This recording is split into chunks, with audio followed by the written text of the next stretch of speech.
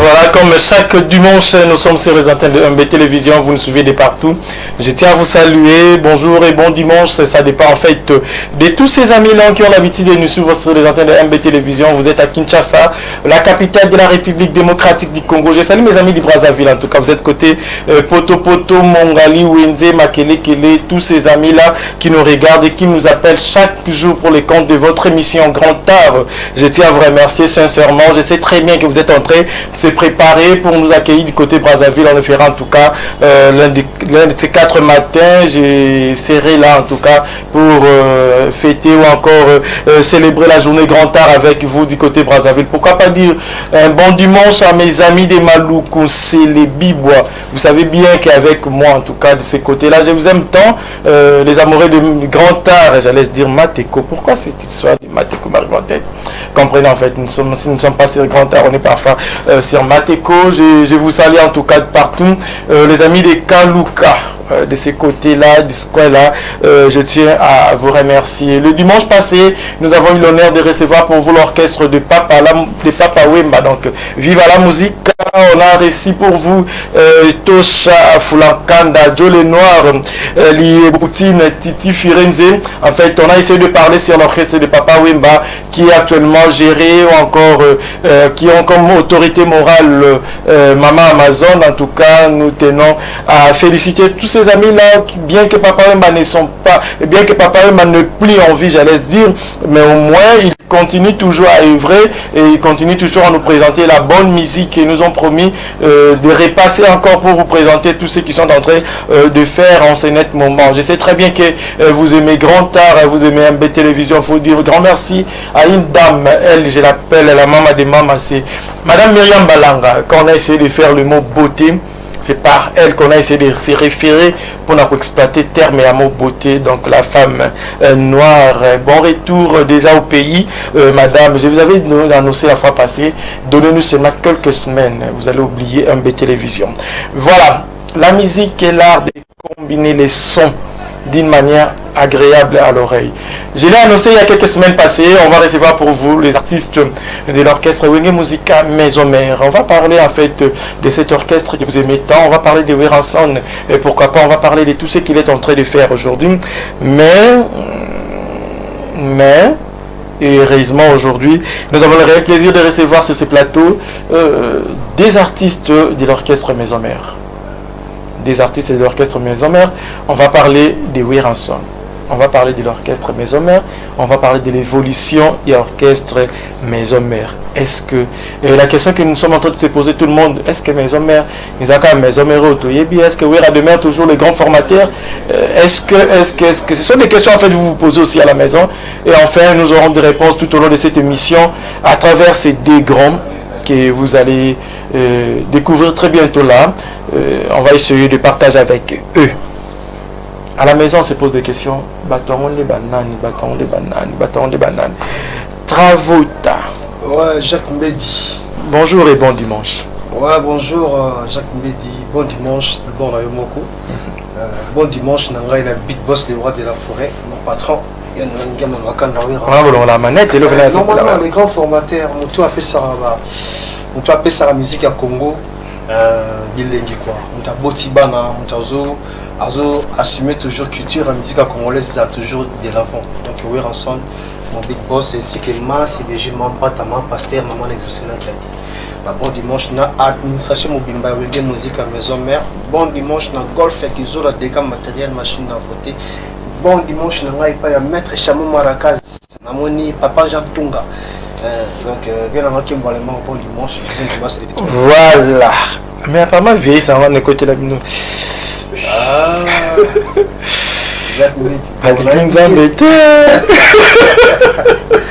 Voilà. Lui, c'est le chanteur de l'orchestre Maison Mère. Et puis, nous avons Ambak comme soliste de l'orchestre Maison Mère. Il est avec nous. En tout cas, on va essayer de le découvrir aussi. Bien qu'avec qui m'a remis Bélé à Koloba.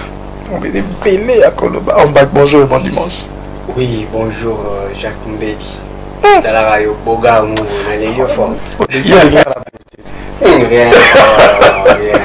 Vraiment, merci à vous. En tout cas, merci à vous répondre à l'invitation à Bisson. Déjà, non, pas parce que caméra c'est pas là. Maison mère, ça fait combien de temps? Nazo que déjà 5 mois. Depuis combien de 5 mois kaka. 5 mois kaka. Mais on a plus de confiance pour elle. On va passer nan. Guitare c'est Big Boss, les rois de la forêt, on t'appelle ça. Ah bon? Guitare. Est-ce qu'elle est bien? Hey.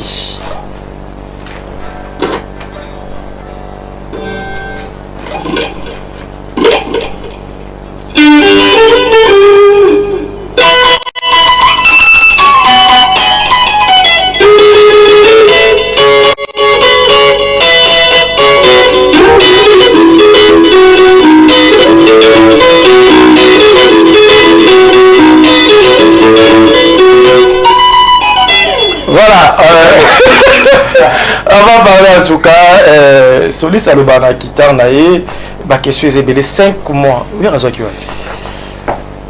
rançon a découvert en Angola. Angola, moi justement, na ma Congolais. Congolais 100%. Na bota ma arme, na koli Angola. Na koli Angola justement na Luanda. Na maman na Luanda na ebikini. Quoi de la forêt de toi sali qui n'a pas qui. Mais portugais, ça va. Eu falo português muitíssimo bem. Só mesmo angolano puramente. Vraiment. Yeah. Voilà. Lui c'est en bac. Travuta. Jacques Mbedi. Combien d'années dans la maison mère?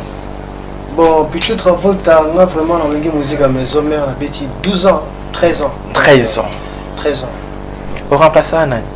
Nga? On a remplacé Baté Belé. Baté Belé, pendant donc, on a la musique à maison mère, les sous-soutés. Oh, il va tout le monde de Ibaka. Oh, le roi de la forêt, Kochara, Pessara, Bango, ba chance, ba. Oh, il va en Bimisara, ba Katina, Bango. Oh, bazala a sauté. Donc, Travolta, Nazawana. Donc, on a couvrir ba tâche na Bango, quoi. Malgré où on sonne dans un moteur. Ils sont tous à la pare-brise, essuie-glace, boulon, kitty. Mais moteur, ils ont un phénomène. N'est-ce la maison mère, tout le bilan, c'est qui est vrai, il y a tout le monde, les musiciens, les jeunes musiciens, ils avaient tous envie de la Wingi.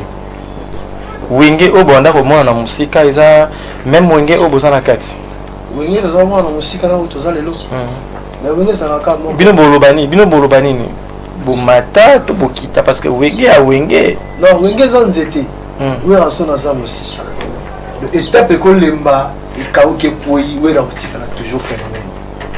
Donc, Wingi a Kala, là, Wingi a l'élo. Pour l'en par contre, Jacques Mbedi n'a pas invité qui pointe à British. Au moins, il y a qui pointe à British, Tobé, on la Zambadi. Ils ont annoncé couleur, il y a Morote. Ils sont là, Morote. Morote, c'est un habitué, il y a qui bouille sa pimpa. Donc, oui, on sonne toujours en forme. Donc, patron a vu ce Big Boss, le roi de la forêt. Azo continue qu'on fout là, poème ta fout là. Mais apparemment, Boye Bante, le col là, Toyebaka, JDT, Céléo Scram, Bill Kilton. Après avoir coupé ta intervention rapide, après avoir coupé ça, disque, non? Parce que Bisso va travailler dans le roi de la forêt à Salibiso grâce. Avant Morote et Bima. Déjà, Jacques Mbedi a Bisso. On back. On s'attire maintenant qu'ils ont avec cette team, très bonne position. Donc, pour dire qu'ils ont annoncé comme couleur, na Gouya Morote, non Morote, na Bisso Jacques Mbedi. On les capte la test, dans la samba, tu sais. Non, c'est la test dans la samba playa. Là, il m'a loge de l'île, on back. Loge de l'île, là. Je me rappelle, ils allaient à la Bossani année. Dans ce hobby, 13 ans à la maison mère, c'est qu'ils arrivent en 2010.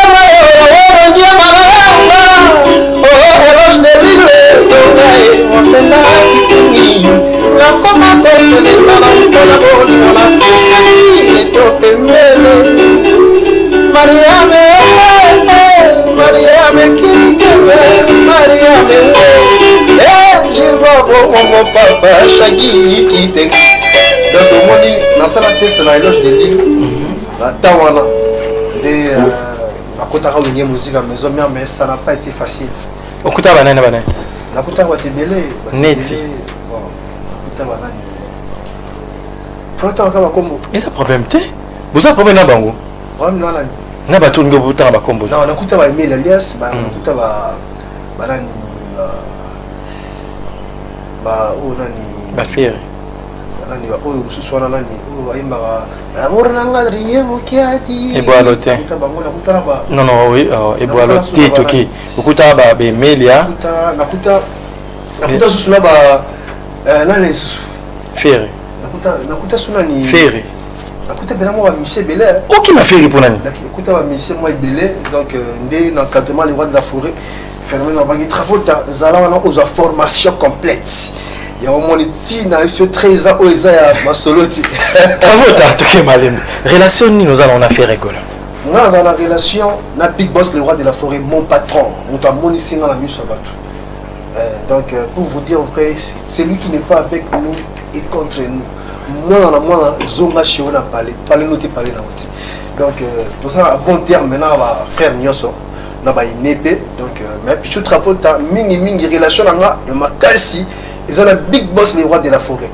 relation l'équipe relation sur ensemble qui mais tamo pour que dans l'orchestre faire rigolo non on a kena ni pas au moins dans l'orchestre votre songolo la yemba vocal na figura na clip mo songolo attention ko yemba raté mais conscience ne biko beta non Jacques Mbeki nga travaux ta na kena l'orchestre batuti nga travaux ta na moi les rois de la forêt donc na koli na maboko ya Weranson ça arrive des fois mais mon compose la ka lisusu na maison mère non ça va tout moni wengi musique à maison mère ils ont état d'esprit vie sociale ça m'a bébé vous avez mon problème mon famille c'est que travaux ta appelle-moi moi problème mon famille travaux ta longue ngirini à moi ma foula voilà zo mon mais ça toujours na wengi musique à maison mère donc ba kombo ya batu misusu kotangela nga motangela nga kombo ya les rois de la forêt ta formera ba musicien na Congo donc batu misusu batu batanga ba kombo na bango na ndé parcours na yo avant comme na orchestre maison mère au les cas avant comme maison mère na bandana na orchestre na bisu ya académie des beaux-arts ba étudiant na pesi ba vient na Gino Cash Pemba na Toronto Trésor Songa na Dallas Séverin Coucou parce que naza d'abord artiste et graphiste tant na koti na moni ba plan o na moni na raisonner bien lui mais tout ça la beaux-arts tout api donc naza artiste et graphiste peintre na ninga académie des beaux-arts bana ninga chiko ça ko yima ba master ko yima ensemble ndé après wana ndé tango moi zui chemin na ndinga na ki wenge musique à maison mère donc I'm back fat bali la refort oui la refort ah bon ba chérie ba le fort ningo le kaboy donc mais babi on back à lingi visibilité té bon le quoi quand moko abi que non aza congolais c'est comme si donc oza fermé moi ba tourner ça la rien ba beta tour na moto ayebi nzela ngasko na beta tour na mais baba masa bazali est-ce que c'est ngarango baboya bon on back solo ti aye na mission mo boye aye na mission mo boye aye peut-être pour accomplir likambo mo boye roi de la forêt azama yele mingi so moni na on back lelo na plateau à MB télévision boye ezali sekité on back alingi omona na makasi kutu parce que roi de la forêt déjà moni si mokile moni alors balingi so bamona ngapi on back 5 mois kaka na maison mais puis sur confiance otikali lokola numéro 1 ya ba soliste na maison mais na epio bon tout le ban et ça réalité au remplacer Sarah Solo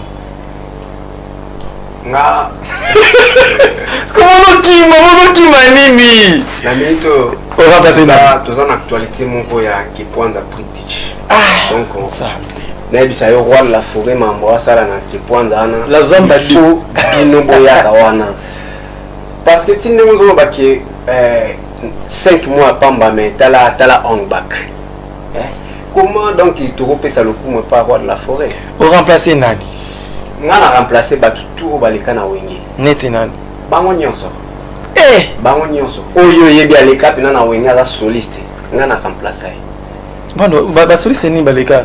Rappelez-moi que basoli c'est baleka la maison.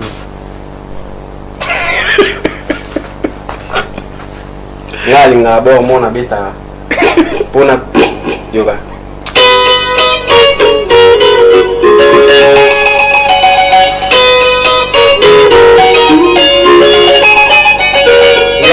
Mazali mokonza profune ya mazali mokonza baple ya mazali mokonzi ya nyose do ato ya morote igwe wala fogazo fula bawana bakenda to chabango na but celui qui n'est pas avec nous est contre nous toujours donc to betali solo morote relation ni bozana na Sarah solo nayebi ekututa totikala pe komona na te tokotikala pe komona na te do nayebi evmate na maison mère yo yeba banani bon nayebi ba soliste bon tout comme tel nazali oyeba ka banani omoni mwende nazabo te parce que tu yebi onke no soki na kei place moko boye ba sans caméra ata na yebi de vie boye te to sola te na bi ke non ki tsozo fanda la interne ta fanda ka na 1900 boye mal oyebi na nakute mama kaba mutu tozaki na yepe na onga na yebi pe na bien yo kama kaba après akenda akenda azali ala longa atikala pona lisolo ya retraité pe mo blomo na studio roi de la forêt akimi to atika non atikala akimata yo moni place ni ba komi ke makaba kimi yo ka roi de la forêt alobi na bemission ke makaba kimi Sarah solo na ebiete wana mana ebiete na lo ba bete na ebiete. Je salue mon grand frère Papi Mboma. Je salue en tout cas. Ceux qui ont la meilleure mission à roi de la forêt, ça là, et pas Papi Mboma, Ndolino, c'est la fort. Aki est morote, va morote ta vie, va même morote, Travolta. Brigade, morote. Mazamo konza fula papa. Na Travolta alors là, nzimo mo boya ya faire ate kana. Nzimo ate maison mère ate ni. D'abord na voilà ngamona betili kaka. Po ya. Et la festival mbote nanu et pas à quel motos papa la junior. Et bon, il pesa à pesa. Alex Tima, tonton les tontons. Ouais, tombé d'ici toujours. Il y a golf, il y a toujours.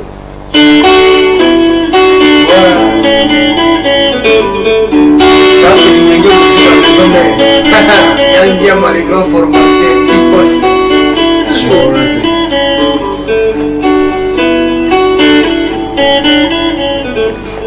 Jean-Pierre Mongalo komi bipale boye yokomi enzalo boye nasili batouche potenga nalingaka yo mingi nakomi kobeta baturuka batina kartie na yo bamasta kartie nakomi kotonga ngai na masolo soki naleki ye balobaka aleki ye eritabola mawa aleki ye aleki mawa akekotala champi mabaye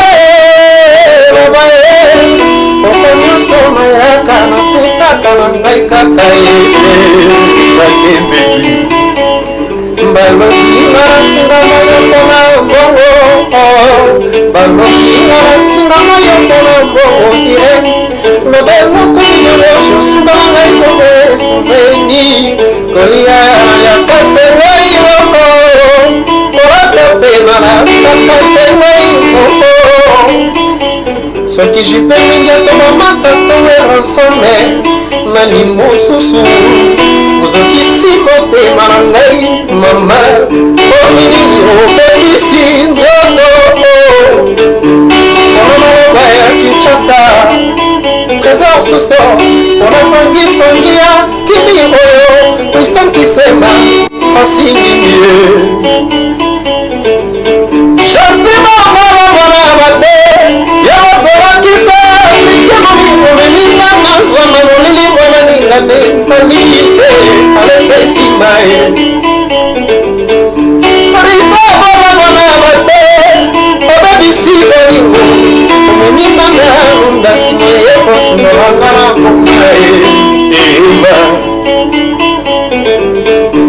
Washington noir pays omebisi bolingo ekomi longola seri ya likelike matete ngana yo mamambola ngai bokoe ngana yo kolela ya kisia kembekesa fai makese na belgike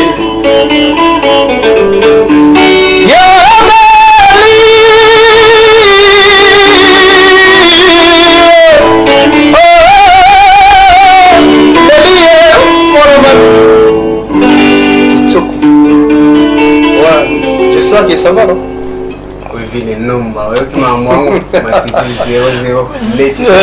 En bac, relation ni boza nango na flamme kapaya. Oh là là. Ah.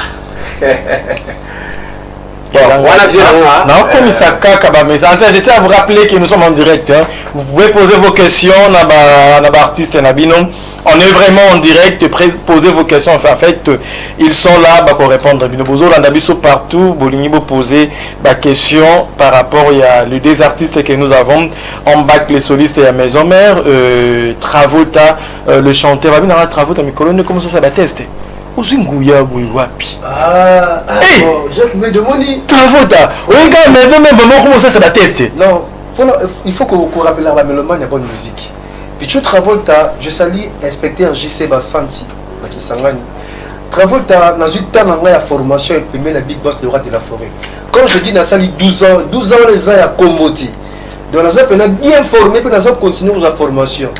Bon, c'est normal, Big Boss, patron Abisso, Atali, à mon que Travolta, ceux qui sont dans Mouraye, à Missi Travolta, tout ça paye Belletti. Tout ça, on va faire Moussou Bazawa, on a payé. Tant que Big Boss a Poninga, na défendre couleur à Wenge musique à maison mais bon la rôle bâti qui est dans spécial on a comme ça nzambe et puis éco fortifier on a continuer au travail donc ngai question la photo na oka Big Boss le roi de la forêt na nzamba qui la moki c'est ça maison mère voilà où va naître comme mon na zongi na question là parce que zongi est-ce que ils ont le même maison mère? Parce que tu as vu maison mère, il y a Ferré, il y a Bill Clinton, il y a Célio, il y a Babindombe.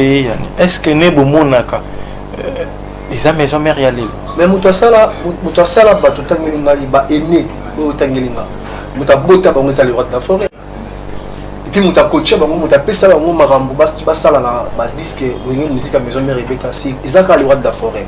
Donc il y a le but de la morote. On est dans la morote, tout ça va surpris, c'est bien la Kati. Donc, ils ont un petit peu de style, de rythme, de son, de album précédent, Toyoka Moté, mais la moro est Toyoka. Il y a un moment où Mikolo, ça va très bien, ce sont Wilson qui s'aime, président, non beaucoup, que Moro est qui bouge. On dit matin, mais c'est le Moro est qui bouge, pimpa. Soit la Tembéa qui pense à British, la Zamba D. Vivre en live, recomprendre que Moro est Jacques Mbedi, Weranson a toujours des grands formateurs. Au moins la musique à Congo, pour la rappeler la bonne musique, Moutafula, Moutabota Bana Ming, ils ont papa na bisula Momakiadi. Que cela me repose en paix, mais Bana papa le Momakiadi a Botaka, Babotati. Papa na bisula Madido System, Tessa d'Alliance, Carlito Lassa, John Poi, Bazoa chance ya Kobota Bana Tendenge. L'homme qui a bota mais la génération musique à l'élo c'est les rois de la forêt dans le gamme makanda Weranson de Moto a soigné culture à musique à Congo parce que ceux qui Weranson télé Toronto à la wapi Jacques Mbedi après 100 ans ils sont là Weranson et Kobeta donc Weranson a monté malamu na bolingo na ye a continuer à former pour asservir musique à Congo. Merci beaucoup pour asservir musique à Congo. Relation de besoin dans la presse d'Angola. Celui qui n'est pas avec nous est contre nous. Nous sommes un soliste. Bolinga surprise. Ah. Biso to lingue. Non, Bolinga surprise. To linga surprise. Nous assure. Nous assure. Bon dimanche. Voilà, Yoka, Kobeta Nante, Yoka Loko. Allô? Oui, bonjour. Bonjour, presse d'Angola. Oui, bonjour. Mais tout le monde a entendu une caméra, non?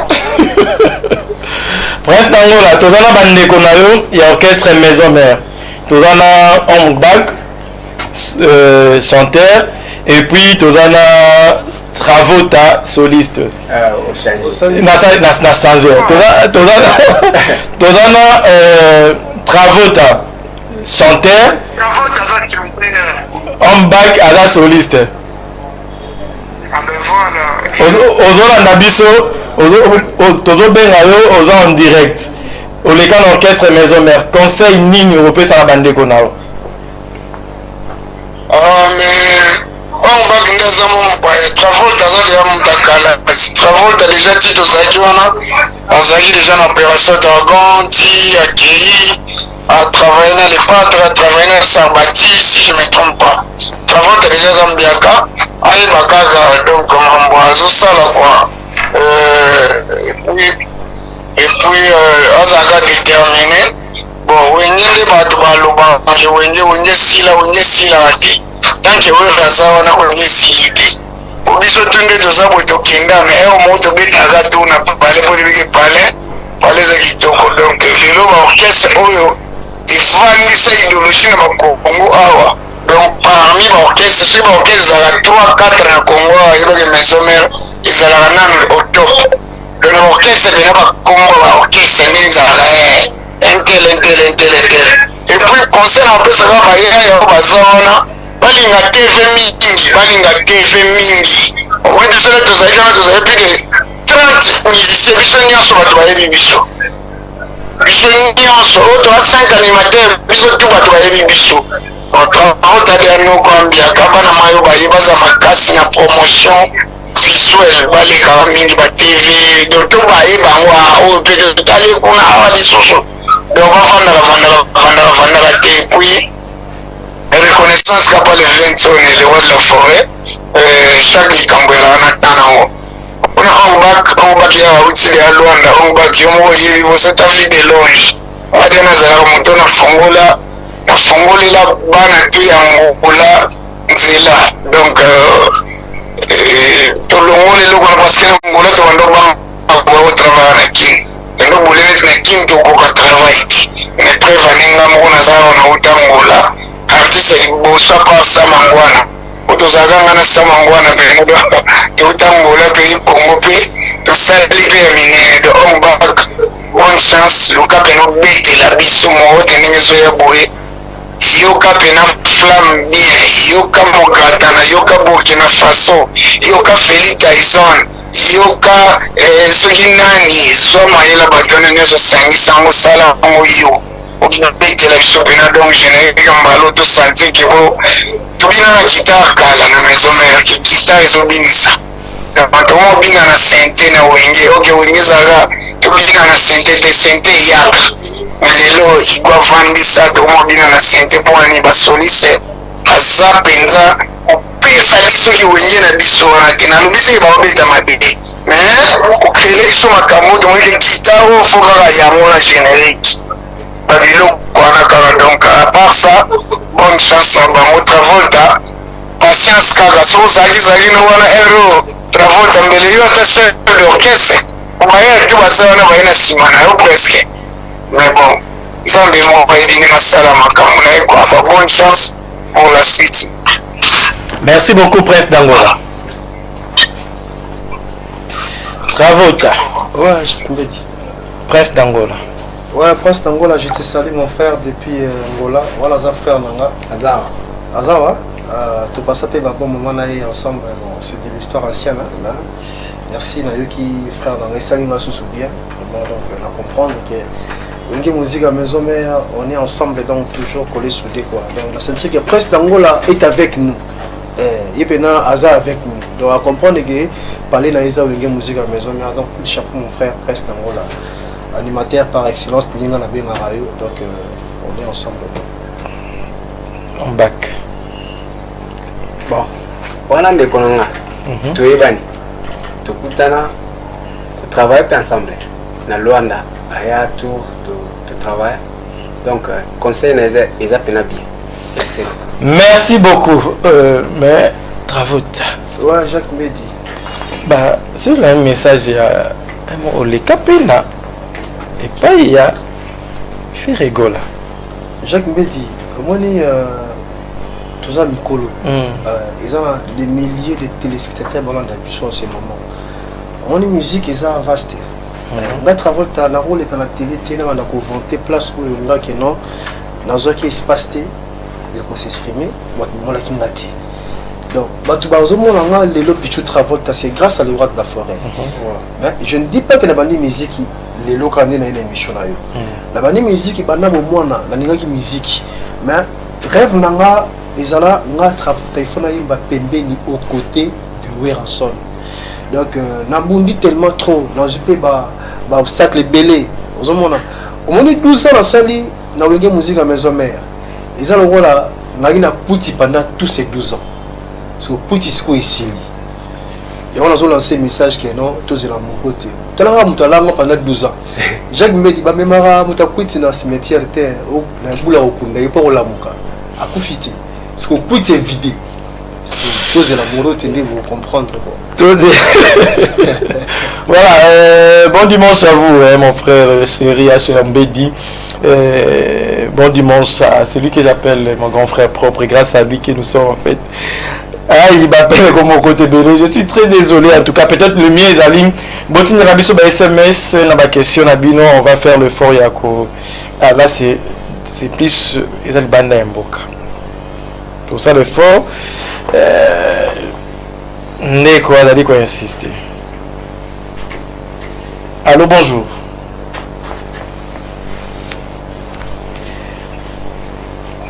Bonjour.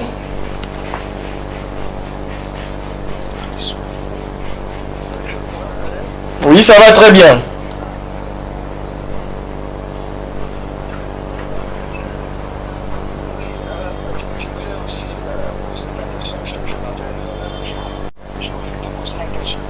Guitariste. Puisque, oui, je pose la question guitariste. Je l'ai suivi, il a dit, quand il est arrivé à Maison Mère, il n'arrive pas à reconnaître les autres qui sont passés avant lui. Alors je lui pose la question, comment est-ce que les autres vont aussi le reconnaître pendant que lui n'arrive pas à reconnaître les gens comme Flamme Papaya et les autres? C'est la question que je voulais le poser, s'il peut me répondre. Merci beaucoup. Flamme Papaya. C'est que Ndeko na pesi na bambote bisika yaza na remercier na question na ala ninga biete nga habite que non na boy bandeko o baleka non. Donc na yebi bandeko nyoso baleka. Ngai na ko remplacer bandeko oyo nyoso baleka. Et là on a expliqué peut-être à moi. Voilà, moi le mot ya Flamme Papaya ça bien. Moi le mot ya Flamme Papaya ça bien.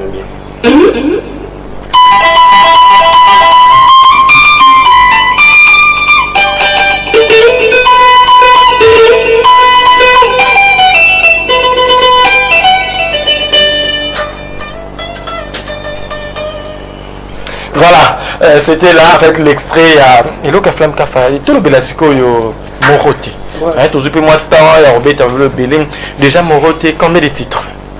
Moroté et Zoa Calamity. Oui. Donc tous les accords Moroté. Donc Moroté ça nous yango moko na kati yango Moroté ça non surprise. Donc jour et Robimei banité nombre de titres et banité. Donc ils a surprise moko boy donc autres osé. Déjà Travota bazelo na Obimei ya Mopandini na Moroté. Ah, tous les accords Moroté. La profiter la plus à barre. On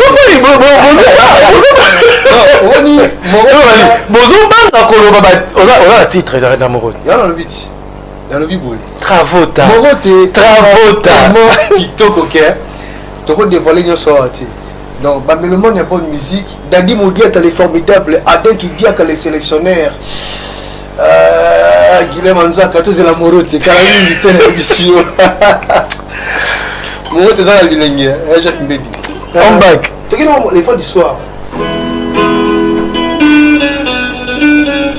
Ouais, non, là c'est bilé les. Tomele mingi na wayo, to fadi babula to meseli to kaima tadi bomba wanga. Tomele mingi na wayo, tomele mingi na wayo, to Nomba, c'est les pétroliers. Jusqu'à quand na kozala ferme na bolingo no firme bindi omutima yo moko simbaki na esengo yolobaki filme okashome kobotola esengo nazangi eno ya kopesa no moto na batuli ngai na milolingo babota pampasolo napesaki motema nanga na milemisi edejina kozonga osala yo zonga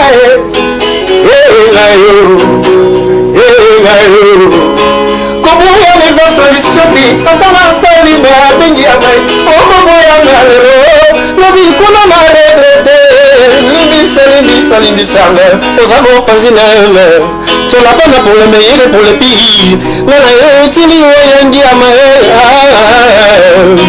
papika koye nasala nini Jerry Lusako ne refuse pas Koweït. Vraiment, en fait, on va prendre quelques voices. On le fait comme ça, on doit commencer à s'habituer, on le fait comme ça. Il faut des fois aussi vous donner les espaces à reposer la question, il y a quoi encourager l'artiste Nabino. Vous allez comprendre avec moi que non, tout mes émissions à jarté, l'artiste va finir au monde qui va répondre juste à la question. La question peut pas répondre, nous vous comprendre que non, peut-être une façon à quoi éviter la polémique mususu en bac. Nous devons féliciter. Non, c'est là où la voice au yomoko. Oui, bon, monsieur le journaliste. On a ce peu d'endroits avec qui en tout cas, on a passé un bout de bébé pénal à côté de la CP. On a fort. Comme on a un boucher, on a commune en scellé, on a terre jaune. On a CP, on a casse pénal de quoi. En tout cas, les navires ont été quittés, les bâtés, ils ont pu arrêter, mais bon, on peut de soutenir. Merci beaucoup. Depuis scellé. En tout cas, la CPI fort, on bac à Ebikiniti, on bac à Aluka, base à Aluka soutien pour aller dans la King. Donc, à s'installer pendant la King. Soutien à Bango et ça l'a bien. Merci d'abord pour nous avoir déjà hier, Moutoualiboso. Voilà, travaux, Babi, un mon maison mère, ils qui orchestre à 12. On est 10 ou 12. Bon, on est 10 ou 12. Mais bien, on bouton. Est-ce que pour que tu aies la réalité, on est dans 13 ans pour les lots aussi à Mané, comme aussi à Malélo, il y avait aussi les gens. Prince Tango, la lobby en haut, aux Alakana Bango et tout consort, aux adoyens. Mais est-ce que 12 au bateau, le Baraliban, c'est réellement ils ont les bon, en fait, 12 ans, ils ont rien. Oui, puis on a un talent, non, mais bateau au bouton. Ah, on a 12 ans, on a raté, mais on a contenu au lobby. Président Patrick Efou Soubambo Tatro, notre avant tata on a eu une musique à maison mère, on a coupé ma frère est belé, mais bon, nous avons mené dans la marmanaye, chaque chose à son temps, tant on les a quittés dans la tête.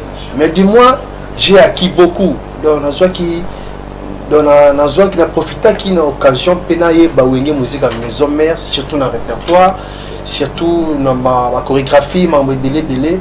Mais que Kana et tout ça, moi je n'ai pas vécu ça. Moi pour la action qu'on s'est présenté devant là, la manière qu'on transforme le coup les gens qu'on poussait dans le travail ma cache quoi. Donc tellement qu'aujourd'hui je suis. Allô. Toujours un décor. Allô. Il y a déjà en direct un décor. Rapidement pas cette room Nasuka. Ok,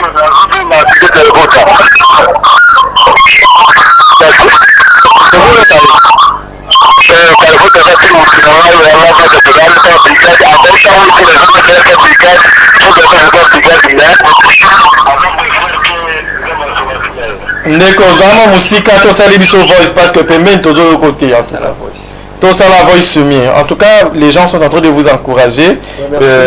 SMS, surtout travaux par rapport il y a patience dans la maison mère de comme ça lobby, il faut toujours persévérer parce que maison mère c'est pas facile. Ce qui est vrai, maison mère les états d'esprit. Ceux qui ont rappelé sur confiance au sein de sa test, certainement ils te considèrent déjà. Ne soyez pas pressés, le cola bande comme Moussou, parce que le cola ninga na Moussou ba comme chef d'orchestre, tout ba comme na ba sali ba orchestre, il pose à la presser à cause de l'orchestre. Merci d'abord la conseil à frère Nanga de Kapé Singai. Bon, moi, dans la Bible, rechercher d'abord le royaume des cieux. Et le reste vous serez donné par-dessus. Notre Travolta, 13 ans, on a 12 ans, nous avons un espoir. Et puis nous avons toujours déterminé. Objectif, nous avons qu'un jour, notre Travolta, dans 6 000 micros, les rois de la forêt, pas 6 000 micros, tous ensemble. Au moment où le roi s'est réalisé, pour l'anga, le rôle que papa Mougoui a travaillé trop la vie, parce qu'il a eu pension. Donc, des comptes finaux à la rôle. Pour l'anga, on est Lisa Matabisi. Pour l'anga, il y a essentiel, les a déjà couillés, maintenant les rois de la forêt. Donc, il y a un arrivant dans la vie. On est Tikali, il y a des bossons, je sais pas. Donc, nous avons dit mais notre avolta, rêve nanga makasi, les rois de la forêt, il faut façonner la façon, parce que mon tout a façonné les alaka ou les rassons. Il y a un potier, il argile, la pression en forme. Il y a un rassons, la pression, frère et belé forme. Il y a une belé forme. Ils appellent dans les gens qui rêvent à Travolta, non, un jour, le roi de la forêt a fait sa forme de la musique. Chacun de nous a la façon de faire la marmonaille, nous avons un objectif, nous avons une mission. Mais notre Travolta n'a pas permis le roi de la forêt. Donc il faut apprendre la musique congolaise dans la facette nyosho. Donc Jacques me dit. Pendant que vous avez la musique, ils ont dit que non, conscience à Moutounde Yebaka. Vous comprenez? Tout le monde a jour moroté. Tu coup frappé jour moroté. Ils ont la moutoumousou à Zouaki na 7h. Nous sommes à 15h. Mais tu as travaillé à 21h. Voilà. En fait, c'est votre mission, pardon. Toujours le temps à SMS Nabino, toujours à voice Nabino de moi, tellement bien. Dans mon lopo, je te connais pas en tout cas, mais merci de la signature dans mon lopo. N'habitez pas à biso moi babi bande baba la besoin plus bolo ba mingi te mais boye ba de mingi pour vous confirmer que vous avez na wira.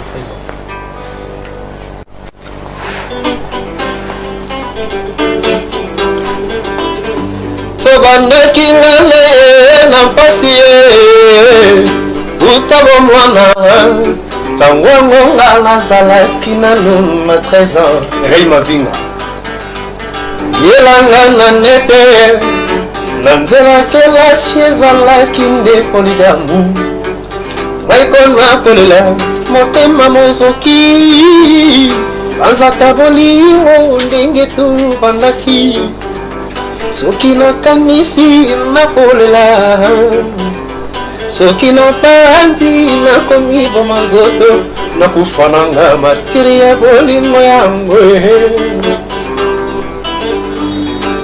alekaki mokolo yanga atiki ata liloba te namonzaki akokaki kozonga na leswa nzoka nde bajena kampus babombeli na ye kamarada yesena isti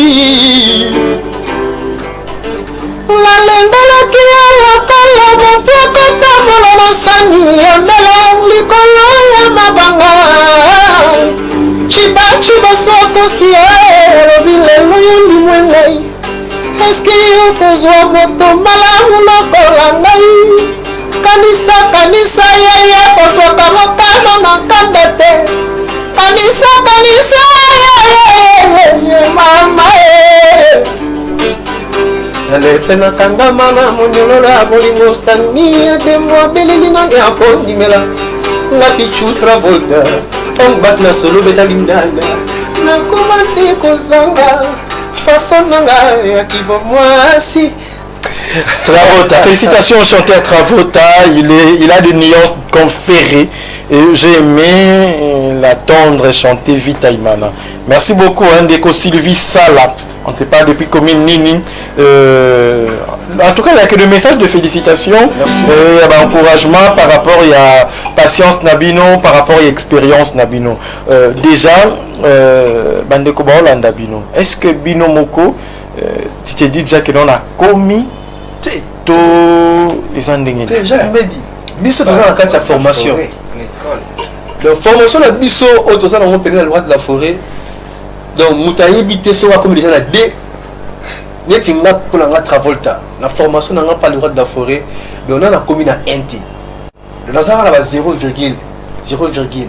Donc on a 0,75 hein. formation ya roi de la forêt si là Et si la et si là et puis jamais usa na école ya roi de la forêt que loba kinonga kokidea donc non bana ko continuer biso no te kala to na 1D yemo ana livre oyo donc bon et puis ça va frère Ebele na ba ndeko Ebele pe et ça fait mal au moins mingi besoin formation makasi te pas roi de la forêt OK oui rançon na richesse ça plus que diamant parce que oui rançon la musique à Congo ceux qui kutani na yete pour la vie na yo artiste et musicien et ça passe donc voilà espérer que moi na oui rançon mosusu na mboka mokende mboka bawa mais oui rançon na mboka bawa ça la raté azalaka na mboka la biso la vivant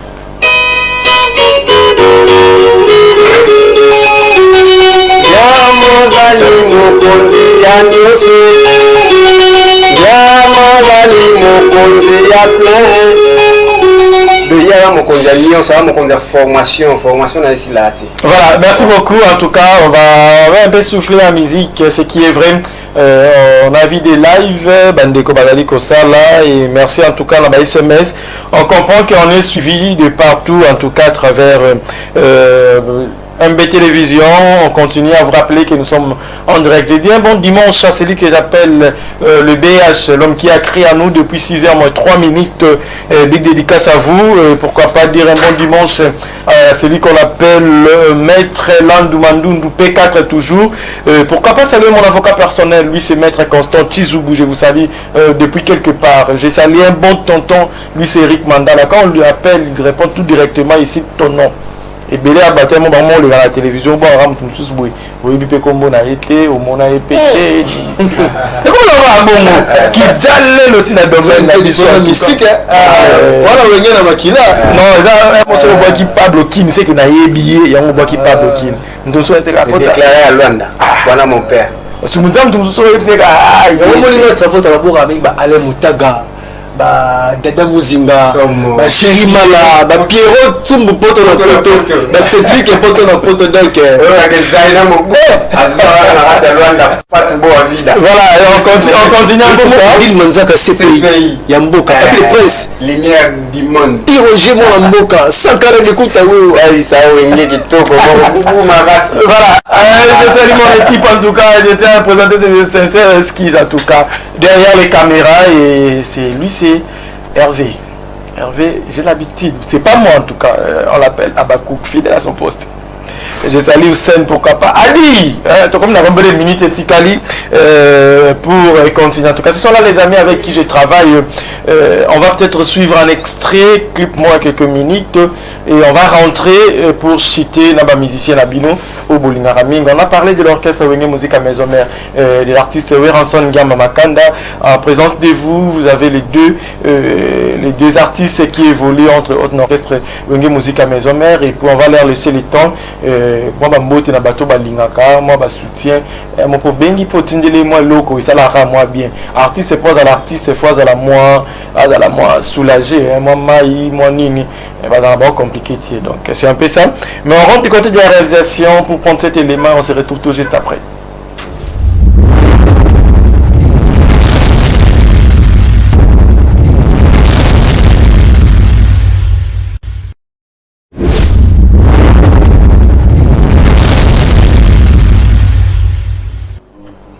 Et bien voilà, on continue notre émission Grand Art de ce dimanche. J'espère que Boébi est là dimanche à Souka à moi. Et c'est comme ça qu'on va continuer avec vous.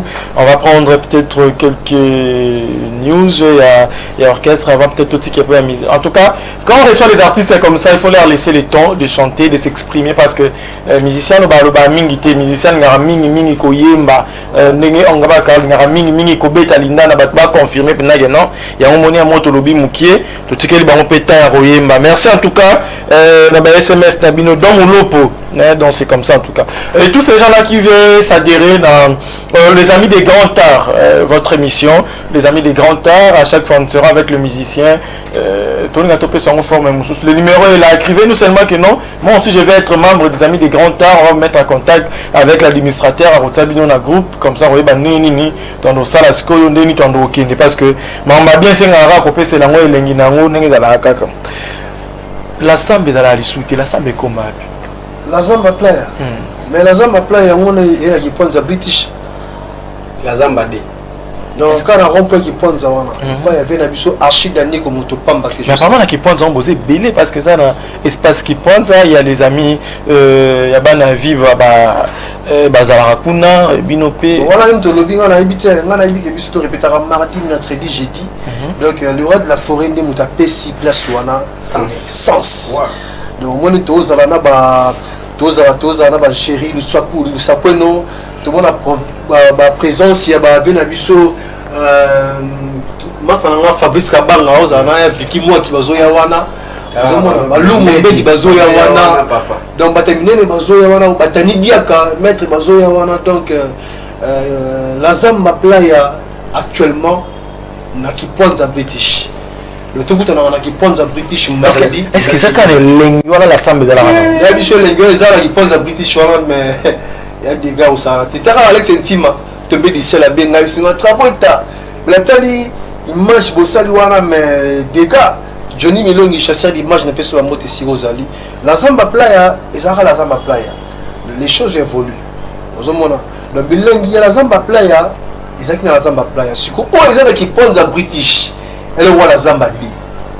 Le bilingue est au mais qui pense à British Penani, bilingue n'a qui toko nango, ou ils ont qui sont raté fou yawana.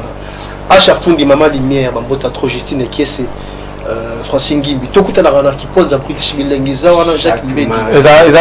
Vous mettez un programme à chaque mardi. Chaque mardi, coulisses, répétition coulisses.